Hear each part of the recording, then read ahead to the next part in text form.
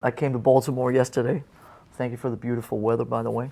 And so we rehearsed last night at the stadium, and we're doing a whole another round tonight. We're doing actually a little bit of a, we call it a public rehearsal. We're doing a Facebook live event, and at 9 o'clock tonight we're inviting some members of our fan club and a few contest winners are coming in to watch.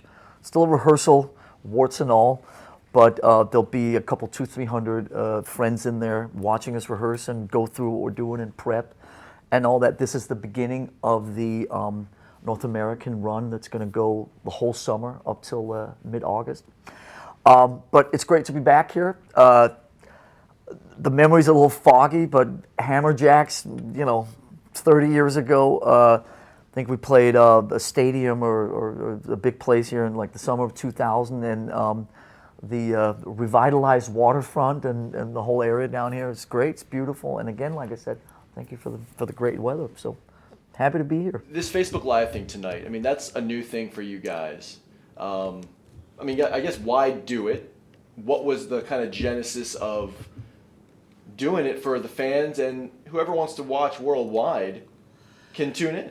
Yeah, I mean, basically, in the last few years, I mean, we've always prided ourselves in communicating with our fans the best way possible. And so in the last few years, obviously, with Facebook and Instagram and Twitters and Snapchats and all the rest of it, I mean, we maximize those platforms to reach out to the fans. Metallica now is such a, it's like, compared to 20, 30 years ago, I mean, we go all over the world. This year we've played in China and Singapore, all over, Ecuador, Argentina, Chile,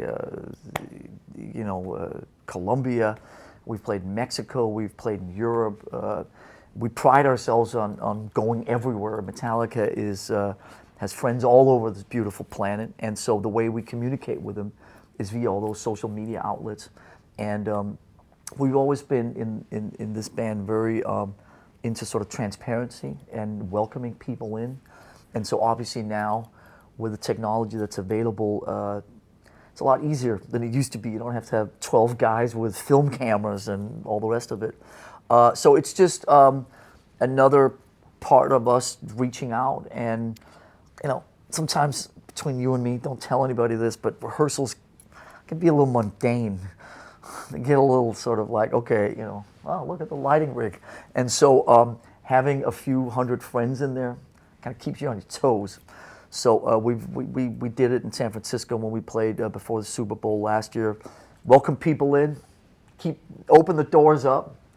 Don't come down here. You can't all just show up, but a lot of people are coming tonight, so we're happy about that. It's just a new wrinkle to keep things fresh, right? I mean, yeah, I mean, I guess 35 years in, you try to just keep, like you're saying, reinventing the wheel and finding ways to have the transparency and welcome people in. I mean, first tour like this in almost a decade, 8 years, right? I mean, what does this entail for you guys, and how, I guess, juiced, excited are you guys to get this thing rolling? Well, yeah, I mean, two things. First, it's the first U.S. and Canadian run since basically full run since like 8, 9, and 10.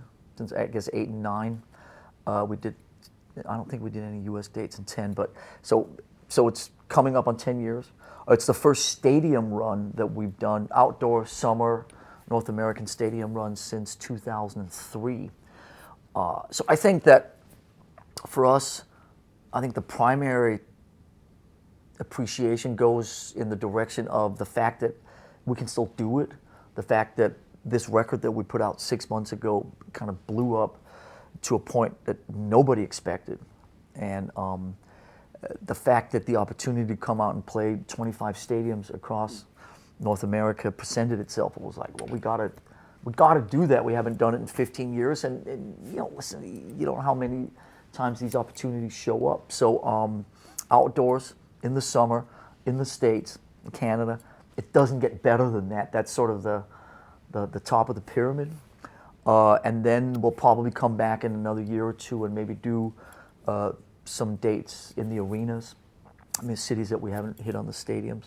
But it's just amazing that people still care. It's amazing that actually people seem to care more than they have either ever or for the better part of the last 25 years. And we're like little kids still just running around going, oh my God.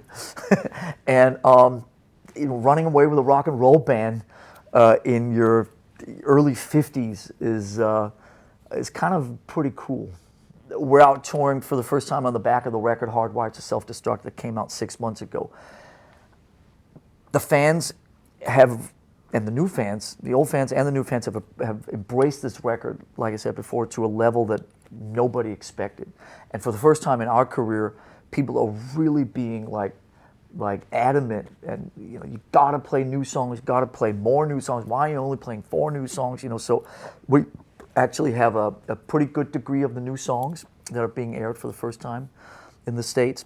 And then since it's a stadium, it's big. And when you're in a stadium, you gotta kind of have the size, even though the goal is always to create a level of intimacy, but still, with 50,000 people, it's gotta be big, and it's gotta hit people, and it's gotta be loud, and so we've got all those things that we bring along to, maximize the enjoyment for the fans and for ourselves. There's lots of stuff that blows up, and things that move around, and leaving all the sexual innuendos aside.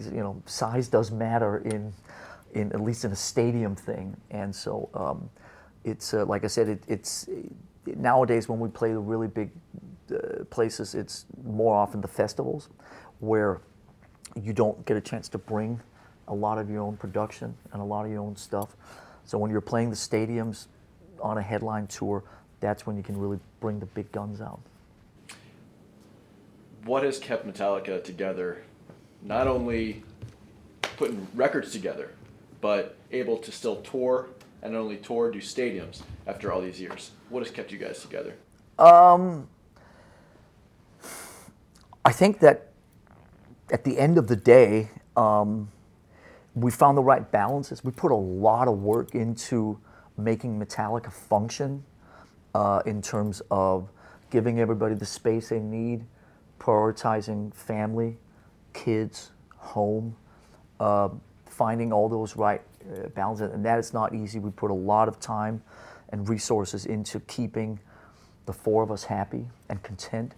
And if you have a happy and content band, there's no reason that you can't keep going. Certainly, there's no shortage of creative juices and creative energies.